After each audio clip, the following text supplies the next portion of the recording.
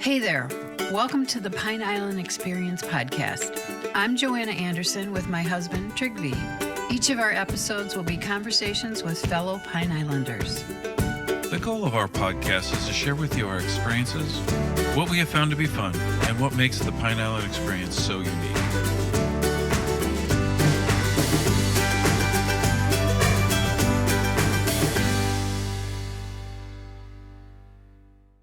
So what you see, and I realize, is one of those fish hooks that some gentlemen wear on their hats.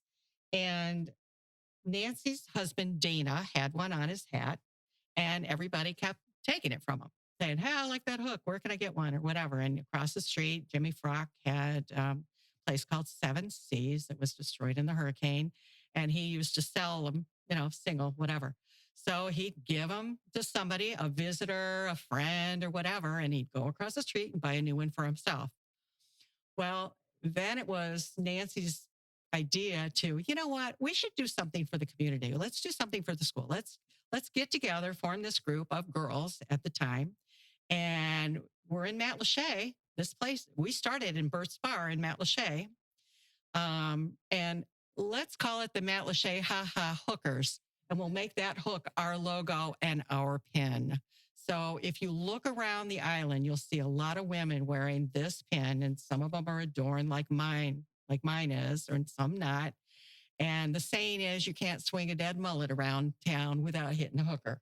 The voice you heard was DJ Ruscik, Madam President of the Matlacha Hookers, explaining how they came up with the organization's name. We sat down with Madam President DJ and Julia Gaylor, Vice Madam, and learned about the wonderful organization.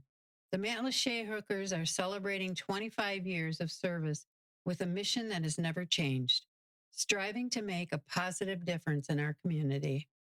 And now, here are DJ and Julia. Well, thank you, DJ and Julia. You're now it's Madam or Madame? It's Madam. Madam President. We're not that fancy. Yeah. and Madam Vice. Yeah. And former Madam. yes, I was Julia. going to say, and you were a former Madam too, right? So you're like 2 times Madam? 3 times. 3 times. Oh my, you must love it. Okay. But thank you for accepting our invitation. I was so happy. You answered me right away. Yeah, we're delighted to be here. Good. I'm glad you're here. Well, we always start, now you've been listening, so you know, we start in the beginning. We ask you about your personal selves, where you're from, leading up, what jobs you've done, leading up to how you came to Pine Island. If you want to start.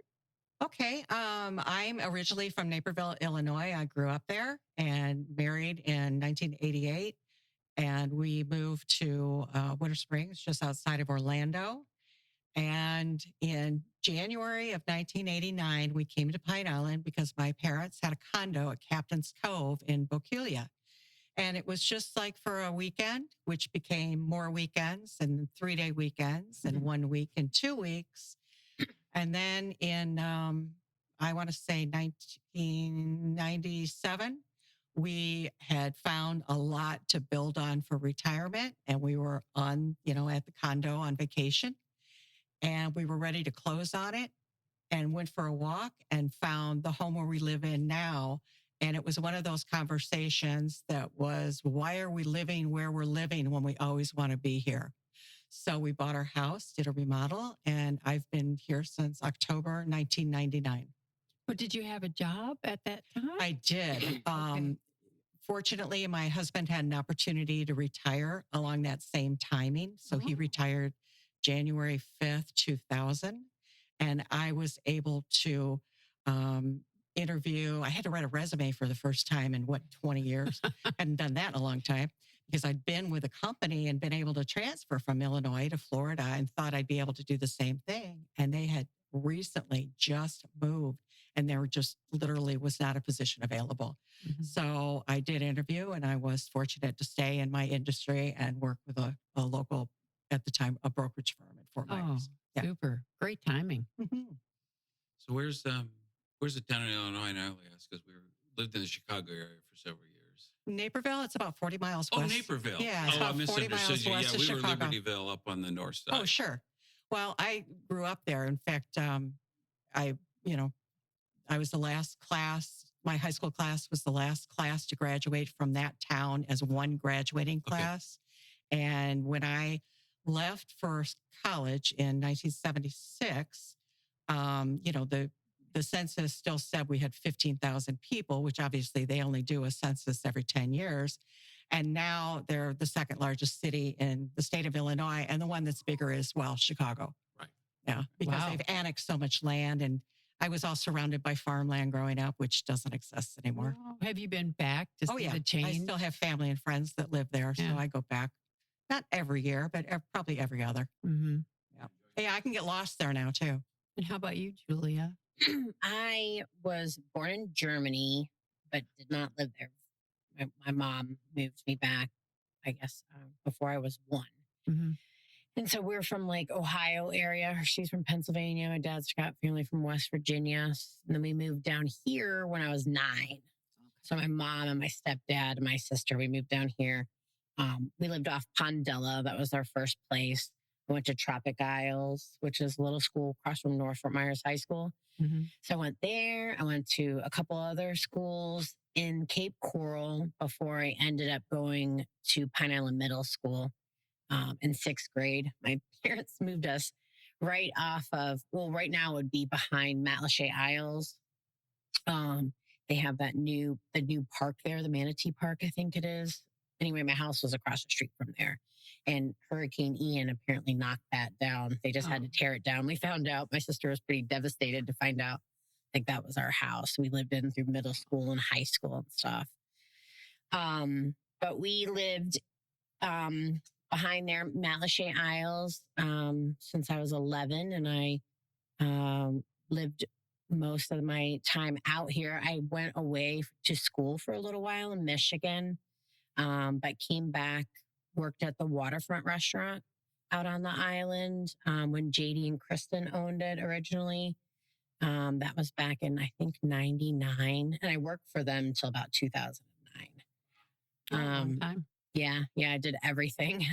I did, front, back of the house, did the books, and then actually nannied for JD and Kristen for their twin boys, which are now like the same age as my daughter, and they're all like 22. For twins, a nanny for twins. That Yes. sounds rough. Yeah. It was, I already had my daughter. And at that point I was like, why not have 3? Why not have 4? I don't know. It's okay. It's all the same. It's more like wrangling, little humans. But, and I did that till, like I said, 2009.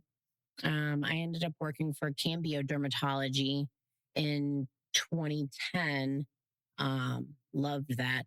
Was a very great time in my life. I learned a lot of stuff about business and just how to be in business as like an executive person. And that was super important for my career. And they sold to a corporate office in 2016. And I did that for a little while, worked for them as a regional manager and developed more business stuff. So that was important. Wow, you worked your way up. Yeah. And then I left there to work for a non-for-profit in 2019 after 3 years. I just wanted to change directions a little bit. So I worked for a local non-for-profit called Samaritan Health and Wellness Center. They're actually, they do a service over at the Beacon of Hope for people with no insurance. And I think maybe low insurance or, no or little insurance, primary care over there. So I did that for a couple of years, but then my dad had some bad health issues that prevented him from living alone. So I had to bring him down here and live. So I had to leave work at that time. So I worked part-time for a little bit, but now I'm just started full-time working at Williamson Brothers Marine. And my dad's going back to Ohio, which is super exciting for me. So you got the West Virginia, Ohio, and Pennsylvania roots. How did they find Pine Island? So you said you moved down here? So my mom and my stepdad, my stepdad had been coming into the area for years back in the 70s and had bought a lot in Cape Coral. And when him and my mom got together, they purchased another piece of property down here. And his business ultimately brought him down here because he was a like aerodynamic engineer and raced airplanes in Ohio and did that kind of stuff. And then down here, his company did more marine engines and things. So they built like mufflers for the offshore racers and stuff like Wow. that. So that's how we were able to come down here. And then we got to do a lot of cool stuff in the area because of the business side that they were in. Like we had a cottage out on Upper Captiva, and I got to do that when I was little. And that was like the best, even before we lived out on Pine Island. Mm-hmm. So then my parents ended up buying a lot on Pine Island, and they lived behind the Catholic church for a long time until my stepdad passed. And then my mom just couldn't stay there anymore. So she decided to sell. But I lived out here with my daughter. I mean, from the time that she was born until I didn't move, I moved out to North Cape in 2018. Well, congratulations on your 25th anniversary. Do you believe it's the 25th anniversary already? You know, Does it I feel like do in Yeah. a lot of ways if you start really reminiscing. But what's amazing to me is that we've been able to not survive 25 years. That's not what I would like to say, but continue to grow over these years and continue to change focus, and yet keep some of the basics that have been with us since the very, very beginning. And, you know, our mission statement is to make a positive difference in our community. And we've never lost sight of that. We've never changed that. We've changed focus, as I mentioned, but that comes with the times, and that comes with being flexible and being able to do that. So many organizations stay with the focus that they initially intended to do, and it can get stagnant, or the members lose interest over time, or they grow older and they leave, and you end up with no one as membership. And yet our membership continues to, every year we have new members. This current year, it's been amazing since the hurricane, how many people have joined us. And it was really just because they were exposed to the good that we could do in the community. Yeah, it was. I look at the list of everything you do, and it's like you said, I mean, how can you do all this? And then there's things in here where, you know, it's something you do quarterly or something you do, you know, twice a year. Yeah. But then there's things that are just new or different, and what do you think your secret? There's one thing that I think is very unique to the Matlacha Hookers. It is that if you join a lot of other nonprofits or other organizations, and they're all great in their own aspect, Julie and I are both members of other organizations, and they're really focused. So that's the what's in common. Just for example, the American Legion or the VFW, you know, they're veterans. Just for an example, the Matlacha Hookers, it is strictly the desire to give back to the community and take care. And what I say is take care of what's in our own backyard. Mm-hmm. Yeah. And to provide all aspects and to work in conjunction with other organizations is something we're well known for.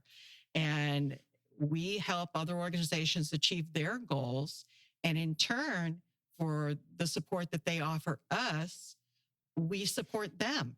Mm-hmm. So, and I mean that quite sincerely. If there's absolutely. a business, an organization that sponsors something for an event we're doing or donates a gift certificate, we go to those places and we do business with those places. And we typically know the owners or at least the managers. And if not, we'll ask for a manager when we're there and just let them know, hey, thank you for your continued support. And that's why we're here today.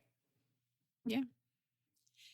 Another thing that's very unique about the Matlacha Hookers is that we don't, and please don't interpret this wrong. We don't care where you're from. We don't care what you did or what you do. We don't care how much money you have or don't have, or if you live in a fancy home or live in a trailer. It doesn't make any difference. What we care about is next month is an event and we need volunteers from 11 a.m. until 4 o'clock to pour beer. And can you do 11 to 1 or can you do noon to 2? You know, what's going to work for you? Yeah. And so you're working shoulder to shoulder with people who you have nothing else in common except that you're a woman and you want to give back to the community and help raise money for whatever the cause is at the hour. So we have a lot of members, and this is how it started when Nancy Goodwin, who's the founder, started this. There were service workers on the island, in Matlacha and on the island. They were the bartenders. They were the servers. They were the people who cleaned the cottages and the cabins from when tourists were here vacationing. This is what they did.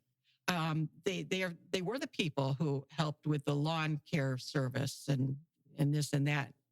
And now, over time, a lot of professionals have joined, whether they're still working like myself or whether they're retired. And they do bring things to the table that are of value. Everyone brings something of value. Oh, their yeah. experience, their knowledge, their willingness to set aside, you know, any type of grievances or what do I want to call it? It's like there's no one-upmanship in this organization. No. You will find little cliques, but the cliques are more because some of these girls only see each other once a month. Okay. And that's about the only clique that there is. Or maybe they all play mahjong once a week or once a month or go to the pool twice a week. That's what they have in common outside Or they of play Matlacha dominoes. Hookers. We have some ladies that play Yeah, dominoes. there's bonding like that. Yeah. But when it comes to getting a project done, everybody's on the same field, the playing field. And people step up from time to time. We don't just have one or two leaders. We have a lot of leaders who are willing to take a piece of the puzzle, if you will, or a piece of the event and own it and, you know, Make it their own. make it happen, make it their own. We give them guidance on how we did it in the past. It doesn't mean it has to be done that same way. In a lot of aspects, we go from point A to point B, and we don't care if you took the high road or the low road. Oh, nice. It's just, this is our goal.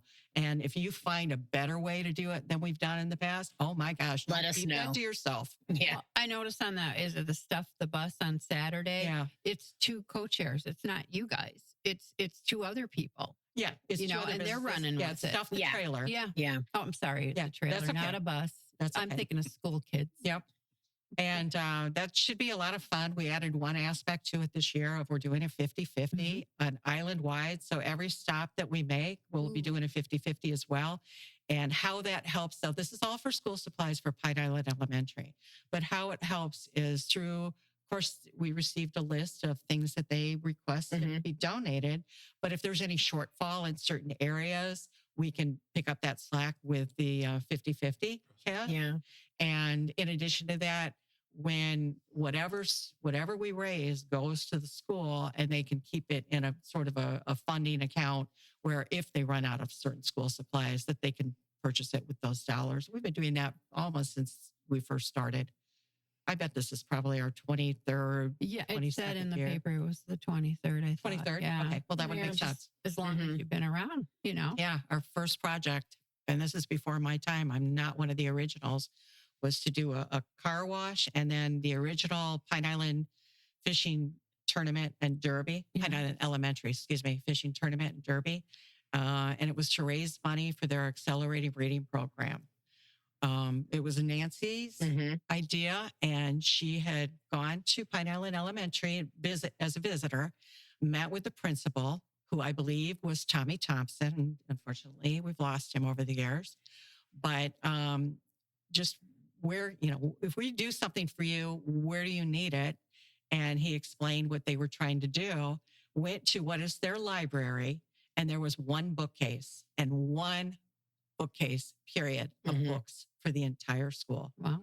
And so that was our first focus, and remained, still to this day, remains the first thing that we ask every year when we do this is, how much do you need for books this year? And we try to, you know, take care of that every single year. And we've built that library, to be honest. We're obviously not the only ones now who continue to support the school, but we've expanded it greatly by helping the teachers. Yeah, we implemented teacher grants at one point where the funds that were raised from the fishing tournament and the derby, we would set aside a certain portion of that and then allow the teachers to write in what they needed for the classroom specifically. So that was really cool because it got them involved and they were able to purchase things for their classrooms. And it could be anything from like bus rides for field trips and stuff. And we've gotten some amazing thank yous from the kids too, because they'll put them together with, like some of the kids, they had taken a field trip into town. And it was the first time they were ever over one of the big bridges. Oh, wow. The kids hadn't even left the island. They had no idea. So it was pretty amazing for them. And just to go out and have those experiences that they wouldn't normally be able to have and to be able to contribute to that is like, that's why we do what we do. And I think the one other thing I wanted to definitely make sure people understand is we don't raise money for ourselves. There's no income that goes to, we don't fund anything for ourselves. We don't have a location. We have very little overhead, and that's covered by membership dues, our some of the merchandise that we sell. And also we take a little percentage of our proceeds to cover from the different events that we do to cover like our liability and policies and stuff like that. Mm-hmm. So that's really the only money. And we've gotten large donations from other groups, like the Mariners, when they split up, they donated the rest of their funds to us. And, we've used that to have a scholarship in their name every year since that happened. And, utilize their funds, the best way that we can, obviously. Part of the monies from the PIE tournament, also, we set aside $5,000. And at the beginning of each semester, we give $2,500 to the teachers to divide among themselves to defray their out-of-pocket costs. Yeah. And most recently, and I can't tell you how tickled I am that this has been so well received, is we donated enough money for them to kick off their STEM program. And, STEM, of course, is science, technology, electronics, and mathematics, and the A in STEAM is for the arts. And so the kindergartners and the first graders are in the STEAM program, focusing on the arts, and then all the other grades are in the STEM program. They've launched rockets. They're growing marine life. I mean, it's amazing what they're doing with this. And any other school in Lee County the other schools in Lee County have children focused in these programs, but they participate maybe once or twice a month. Our students, they're in that lab every week. I think we skipped over this, the derivation of the name Oh, back yeah, when we- it got started. So We missed a question. So what you see, and Fish I and realize, hook. is We one of get those questions. fish hooks that some gentlemen wear on their hats. And Nancy's husband, Dana, had one on his hat, and everybody kept taking it from him, saying, hey, I like that hook. Where can I get one? Or whatever. And across the street, Jimmy Frock had a place called 7Cs that was destroyed in the hurricane. And he used to sell them, single, whatever. So he'd give them to somebody, a visitor, a friend, or whatever, and he'd go across the street and buy a new one for himself. Well, then it was Nancy's idea to, we should do something for the community. Let's do something for the school. Let's get together, form this group of girls at the time. And we're in Matlacha, this place. We started in Burt's Bar in Matlacha. And let's call it the Matlacha Hookers. And we'll make that hook our logo and our pin. So if you look around the island, you'll see a lot of women wearing this pin, and some of them are adorned like mine is, or some not. And the saying is, you can't swing a dead mullet around town without hitting a hooker. And that would be a Matlacha hooker, and don't get us confused with the run-of-the-mill girls. Yeah, and how I discovered it was we were down here on vacation. We started in 1998, in the fall of 1998, and we were on vacation, and we would frequent Burt's Bar at least once during a week's vacation and, play pool and everything. And they had a little marquee that had a running message. and it said Matlacha Hookers meeting Tuesday at like 6:30. And it was like, what is that? And then we started reading the Eagle and learned about the organization. And I joined in 2000, in July of 2000 at Mango Mania. I joined in October of 2015 at the captain's meeting for a fishing tournament. Wow. I happened to be at Bert's bar. Yeah. At the Bert's Redfish Challenge, helping my friend with that.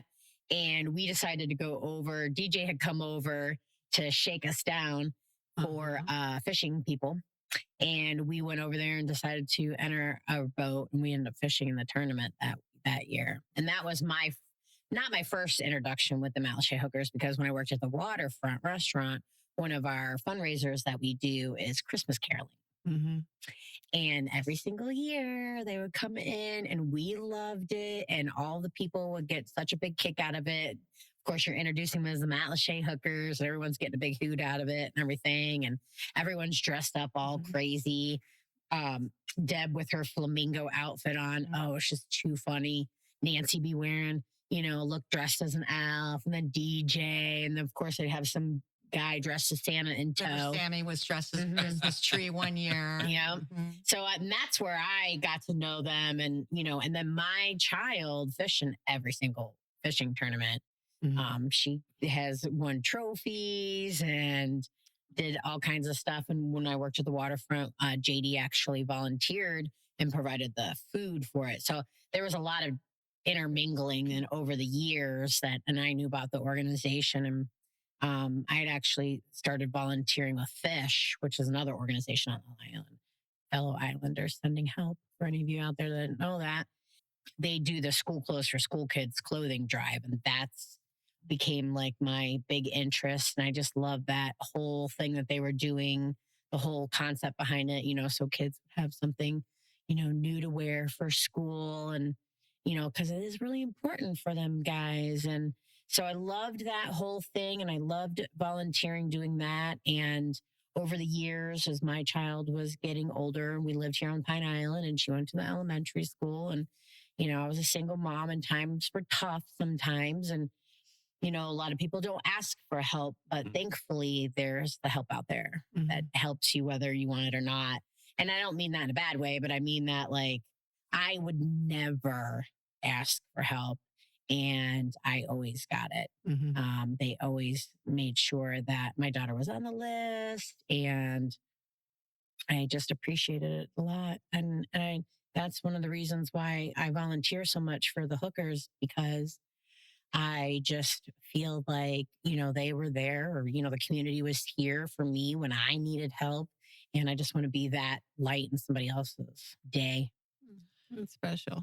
And that's a good point. I know I mentioned we do work with other organizations, but we even get down to the point where our outreach program, our specific outreach program, when we receive a request, we're not always the best organization to help the particular individual. And we're so well networked here with organizations like Fish, the Beacon of Hope, the Legion, the V, the Moose, the Elks, the Kiwanis, you name it, where we have all developed our, if you will, our special gifts or the efforts that we can help with.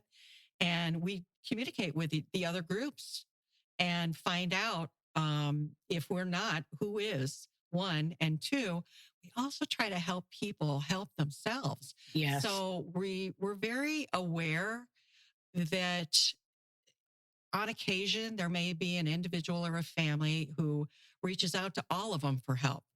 And we try to make sure that it's actually somewhat equitable, so that whoever does help them in the community, if they can't do it 100%, or it's, that other organizations may be able to step in and help so they are made 100% in whatever their request is. And by the same token, it's like, okay, you've been helped. It's time for you to help yourself. Yeah. Okay. It's not a Band-Aid. And that's been the whole thing. We've definitely worked with like the Beacon of Hope and Fish are the same way. And we want to a hand up rather than a hand out.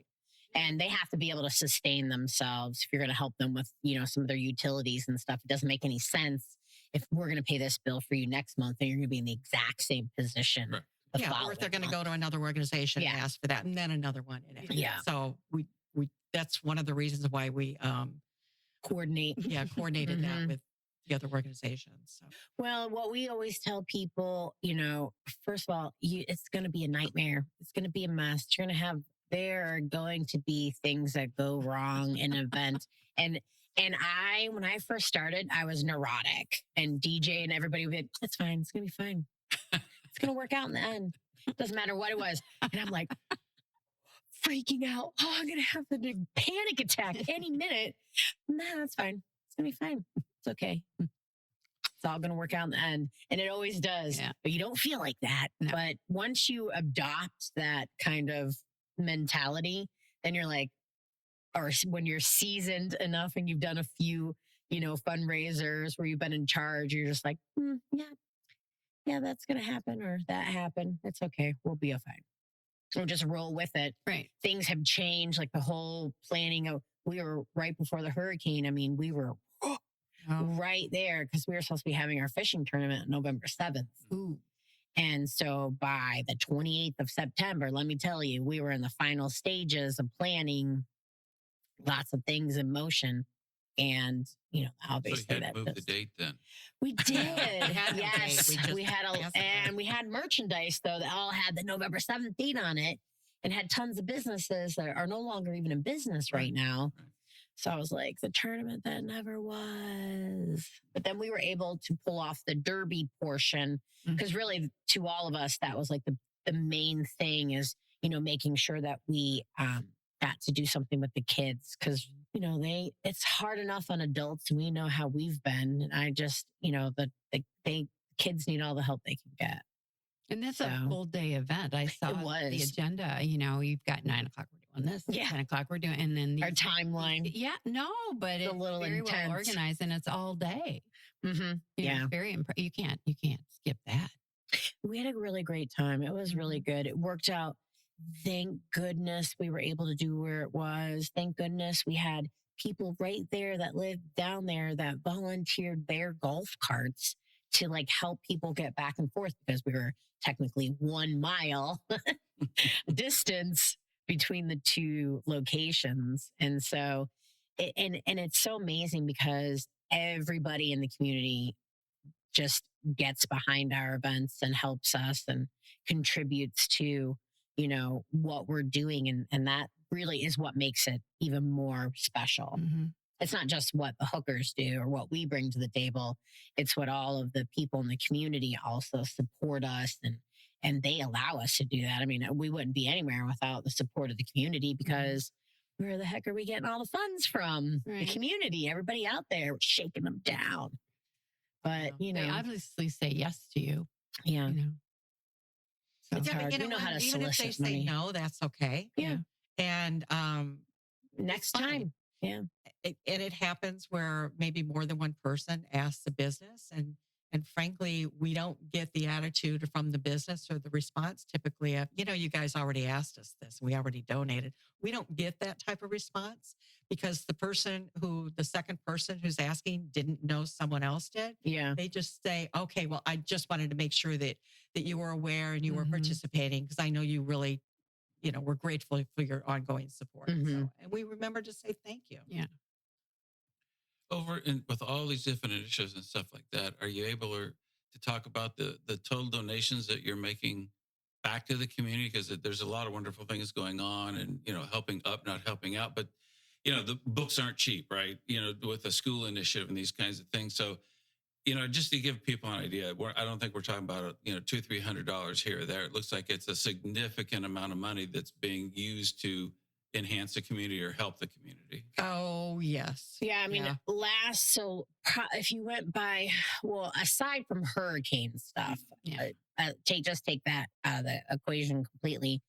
I think last year, we got derailed with the Derby, but we gave out $24,000 in scholarships. I think we did 12 or 15 the year before from the Derby to the school. I think 12 or Speaking 13. of Hope Senior Services. Yeah, it there was, I mean, 10,000. there's, so probably on a typical year, Mhm. we're easily donating $100,000 back into the community that we raise. I think between everything, the 50-50, the outreach, the actual focused, the focused events that we do, it wouldn't surprise me. Even the support of the food pantry. Yeah. Mhm. And those little things that we Right. do, all throughout the year. And with the hurricane relief, we were just, kind of onboarded with a GoFundMe that was created by somebody else. And they were just looking for somebody to, handle it. And with that, and then just what we were able to raise outside of the GoFundMe was like $350,000. Well, you all were right there with the hurricane. Yeah. I mean, we were, you could see that, the generators. Oh my goodness. Yeah. The generators that you gave to people. And we didn't even purchase those. We just helped coordinate. And you brought the gas, for Yes. the boats, and then you Mhm. raised money for more gas to pay the captains. Yeah. To bring it here. Oh, it was a very intense month of October. I'm not gonna lie, and that just came, like, we knew, like, everybody was out here, but I was in the Cape, in North Cape, and we didn't have that much damage. But I knew how long and how intense the storm was, and I was scared to death. Mhm. And I knew that there were so many people out here that I love that stayed out here. And when DJ got a hold of me and I got a hold of a couple other people, and I was like, tell me what you need and where we can pull it in at, and let's Mhm. do this. And then we have things to do on Pine Island.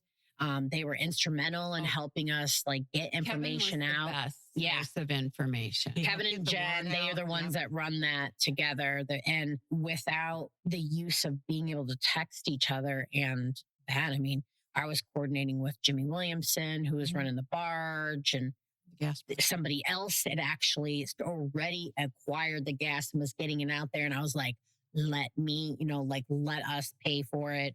We're raising money right now. Let's, out whatever they need. Let's do this. And but it was like, what do we purchase? What do we buy? Like, how are we going to help people? And it was just coordinating donations. Yeah, that was a perfect example too of how you've got to switch gears, because right in the beginning, before the road was there was so much urgency for Water, food and water gas. and gas. I mean, that was the biggest thing. Mhm. Perhaps a little bit of medical to make sure, Yeah. Mhm. people had true shelter and things Well, like that. thank you for the ice, because Yeah. we got the ice ice, to the too. American Legion, Yeah, and yeah. that's where we got. Yeah. We didn't have a generator. We didn't need one. It Mhm. was warm enough, But we would just Warm go. enough, it was hot. Well, I Yeah. mean, Cool I'm enough. sorry. It was warm enough that we didn't really need anything. It wasn't like it was the middle, in a cold snap Yeah. or anything, and we could take cold showers and it felt great. Yeah, and that's what I mean. It's like when the road went back, when the road was in, we distributed the last of the gas that had been purchased, and we stopped that. Then Yeah. it was just, okay, what's the next focus? Yeah, so there was a few moving things, and I worked with multiple people and local businesses on the island, and we coordinated some, like, housing sweep out of the very first days Oh, yeah, before the yeah. road was in. But we just worked with everybody. I mean, just trying to reach out to everybody that's here and actually helping, and trying to, like, weed through who was really trying to help and who Mhm. wasn't. And I don't even know. I don't know how we did any of it. I honestly don't know. I was coordinating with some people, and they're like, hey, we need to do this, this, and this. And I was like, perfect. I got this, and this. And let's just, figure out where our drop spots were going to be, who Mhm. was on the island to be able to receive those things, and then people were coming to us for, what do we do? Where do we put this stuff? Where are we going to bring it to? Who needs it? And it was just a lot of texting and phone calls, and people who wanted to bring food out here, hot food, and make it and stuff. Mhm. They're reaching out through us too, and through things to do on Pine Island. So thank goodness for social media and cell phones. That's like, otherwise there would have been nothing. I literally had to sit on my back porch though to get a signal. I just had to sit there for 2 weeks. I remember there's a nice lady in the neighborhood. I was walking the dog, and she said, "Do you know if we can drink the water? You know how we were always losing water, and then you'd have to wait Yeah. forever." And I said, "Yeah, right at the top of the Facebook page, Kevin. It has right in." You know, I'm thinking, no, not everybody knows to go Yeah. to the Facebook, but it was there. All the information was he put the stuff at the top, Mhm. and then the recent stuff were the posts. Yeah. It was so well done. Yeah. But if you did access it, you were getting the correct information, not the rumors. That was a lot of work Yes. involved in that too. We had to do a lot of research and touch base with literally all of the organizations. Mhm. We had a girl helping us, and that's how we created the resource guide. I remember that. Yeah. And then we were trying to just help. Then come to find out the Matlacha Fire Department had their own notification system. I was like, why did we not push this out harder? Mhm. So now, that's something that everybody can be involved with, and you can get text messages to your phone about where so the GPIA, which is the Greater Pine Island Alliance, which is the new non-for-profit that is stemmed from the hurricane relief. They're working with the water board and with the water board and the Matlacha Fire Department. And so we're trying to determine local spots where that is where you'll go and get your necessities if you need it. And then everybody will know in advance. And so that's one of the other things that we're going to hopefully be doing soon, is coming out with hurricane survival prep kits. The communication was just so not available. And it was very frustrating. We even were trying to pay the Eagle to let us, get deliveries out, because we couldn't figure out. We were going to go through a realtor because they could access all the mailing labels. But come to find out, that's not even very helpful or accurate. Just literally driving around would be the only way to get in touch with half the people that were out there. That also, there's no hurricanes for 2 years. I'm predicting that. Oh, thank you for You're that. welcome. We were You're welcome. wondering. But you're pessimistic. I'm going 5 or 6. I'm being realistic. But 2 years, nothing. Okay. You need time Not even to a plan for the next one. So at least 2 years before it happens. As the weeks went on after the hurricane, I have to also get back to talking about our membership. Yeah. Mm-hmm. And this has happened on not just this hurricane, it happened with Hurricane Charlie in 2004. There were these little pods, these little groups of women who live close to each other, that they just instinctively, like one person who drove over or walked over to someone else they know, or neighbors, one of the Checking on two. them, yeah. And it was like, are you okay? What do you need today, right now? Mm-hmm. And then it's like, okay, come with me. Let's go down and let's see what we can find. And just kept, and then those built to the point where it's like, now there's groups of 15 and 20 where they could focus on one place and maybe help one family or one person to get to the point where they'd be okay, and then move along to the next one or one of their own. Mm-hmm. And then when the groups got to be like 30, let's split it down the middle. 15 go this way, 15 go that way. Canvassing door to door. I mean, we did all of that. And then talking about what you need in recovery, and let's get high level, like what's really going on the island. One of our girls had a connection with CNN. So she calls CNN, who I got a call from, by the way, last week on something else. So they're staying in touch with the island, and it was about recovery. But, just called them and say, you really need to know what's going on here. They put somebody on a boat and brought them out to the island before the road was built and was doing live feed. Oh, yeah, with Joanne. Joanne. Yeah. Mm-hmm. Nice. And then there was another situation where I was trying to find FEMA, and there were, you just go here, you go here, you go here. You couldn't find them. Oh, So I went to the fire department because I figured they'd know. And I went in, and they said, like I was talking to a deputy, he said, come with me. And he took me inside and showed me the whiteboard that had 2 addresses written on it.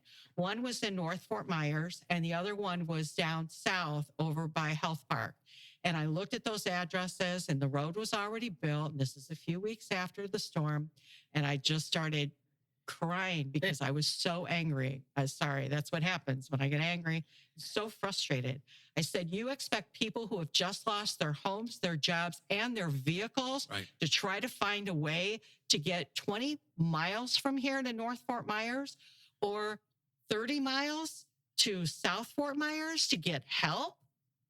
And they just looked at me, and I, said something I'm sure very political at the time. Cursing the government or those that lead it. Talking high level again. Yes. But I'll be darned. I'm telling this story to another member, and we're driving to go help somebody or canvass door to door. And she says, well, hold on. She gets on her phone and texts. And then a friend of hers calls who happens to work at FEMA. She goes, let me tell you this little story that's going on. I'll be darned. Less than a week, we had FEMA on the island. 6 days a week. At the library. So it's amazing the type of connections that our group has that far outreach just what's in our little corner of the world and can help our little corner of the world. And we see that with donations too. It's like all of a sudden, we receive a donation of $4,000, and it just happens to be a member who reached back out to her company. Yeah. Or in the last other members were talking to their friends up north about us, and they felt compelled to, donate to us. There was a fundraiser in Massachusetts. Yeah. Really? At the American Legion in a town in Massachusetts by a group of people who follow a musician on Pine Island, and they vacation down here. Yeah. I think it was Rudy Cox. Yeah, it was. It was Rudy Cox's friends. Yeah. So, and that a was few of another them like that. Yeah. $4,000. We had the Pine Island Prospect. They started a fundraiser at some point and donated like $3,500 to us for hurricane relief and stuff. Yeah, I think I was telling you this on one of our phone calls about Sarah Brinks. She had somehow saved some of her vanilla and chocolate frozen yogurt because she had a full house generator. And some people in Tampa were so happy the hurricane hadn't gone there. They got a hold of her and started a GoFundMe and sent her, gave her the ability to start serving breakfast and take yogurt out to the frozen yogurt out to the first responders. That was people that was happy it didn't happen to them. Yeah. It's just connections. It's amazing. Our membership at this time is about half the members live off the island, actually. They live in the Cape or North Fort Myers or even Fort Myers. Oh, really? Yeah, even Punta Gorda, all over. Or out of state. And there's a number of them who are snowbirds. And then over the years, I can tell you we have had countless members who were visiting Pine Island, whether it was seasonal or for a week or two, and they just heard about what we did, or they happened to be in town when we were at an event or hosting an event. And they're like, hey, I have to join this organization so I can go home and tell all my friends I'm now a hooker. Yeah. And they still kept their dues up. They pay their dues every year, even if they only come back once a year or if they don't come back at all, just to sort of keep up with this little piece of paradise that they discovered.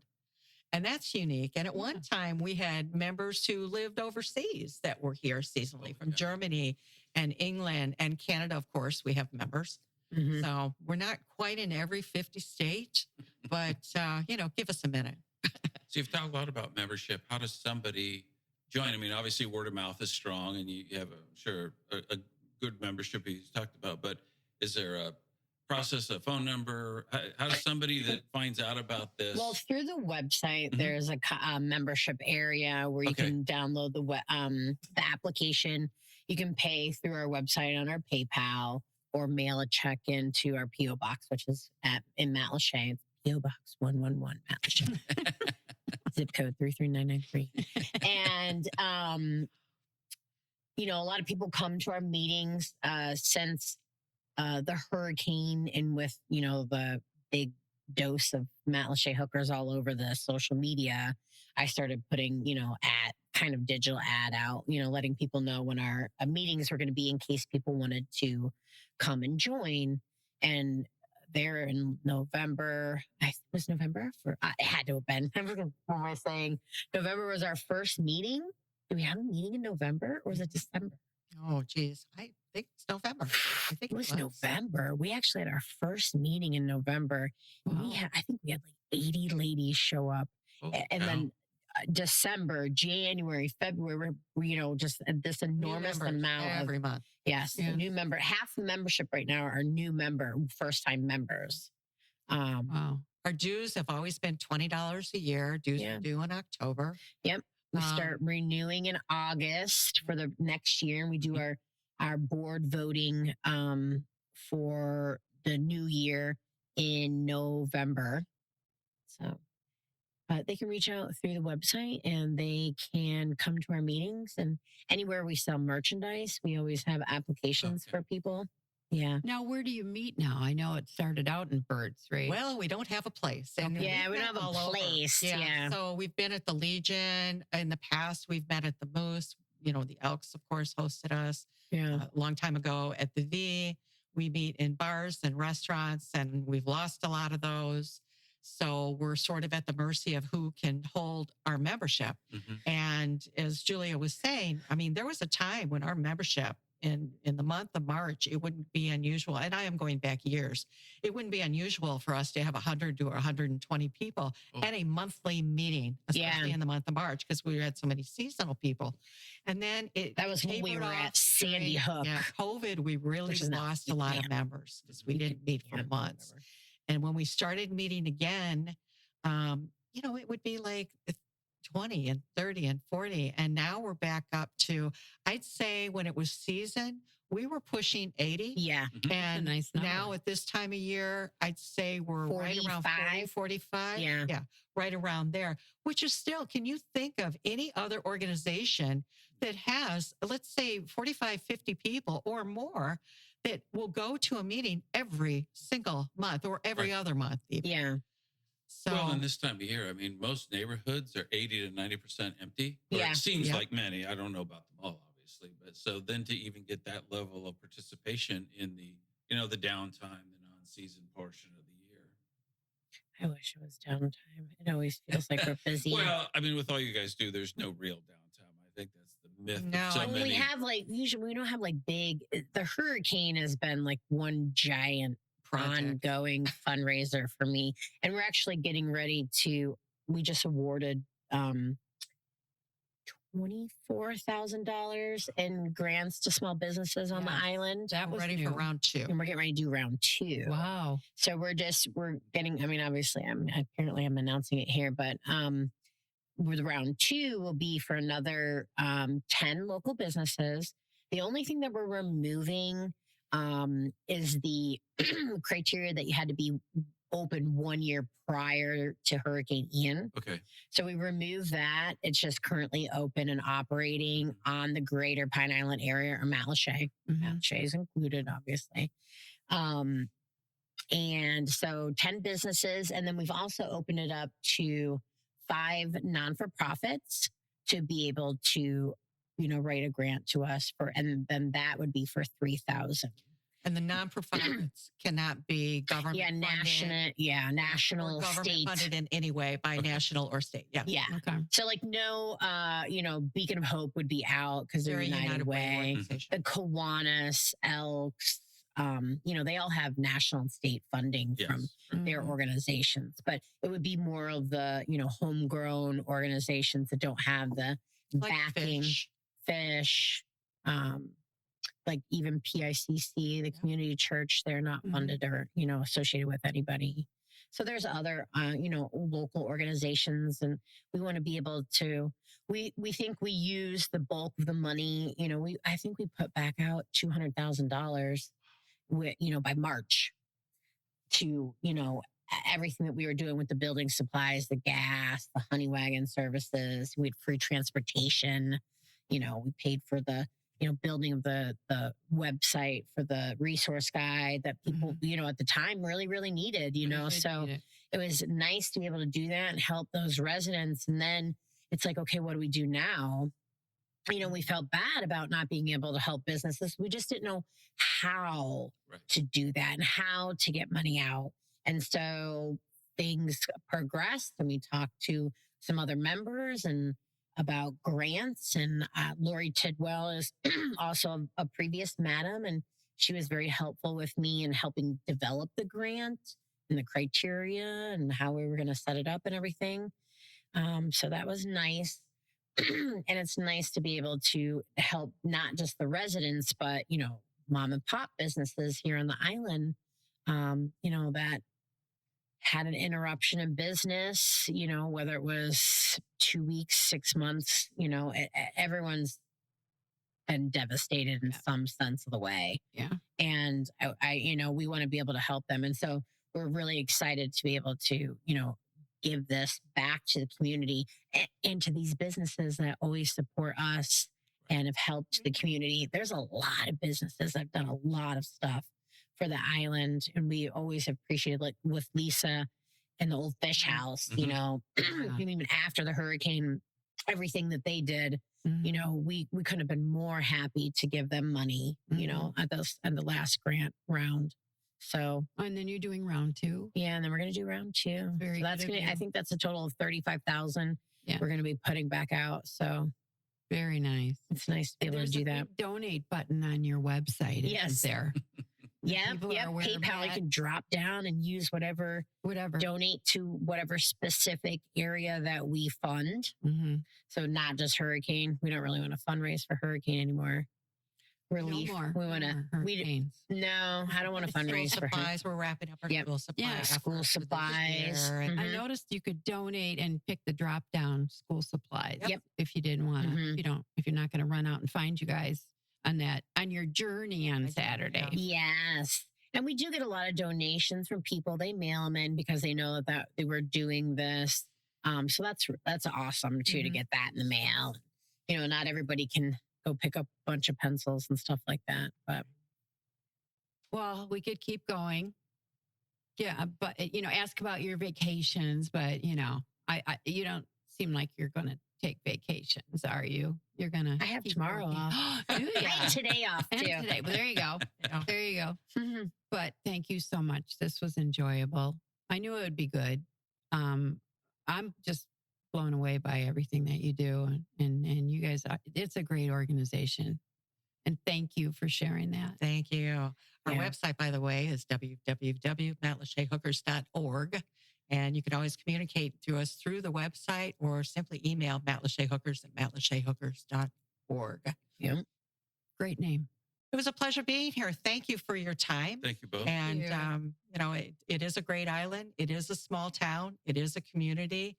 And we're glad to be a part of it.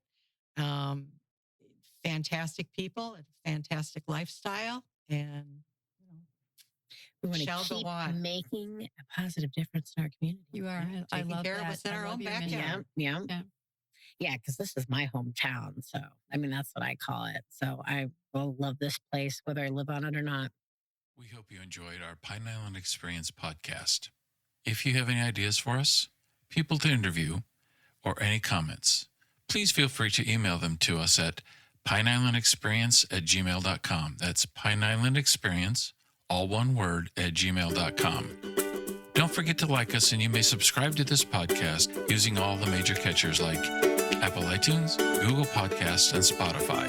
Thanks again for listening, and remember, island life is a constant vacation. We'll see you on the next podcast.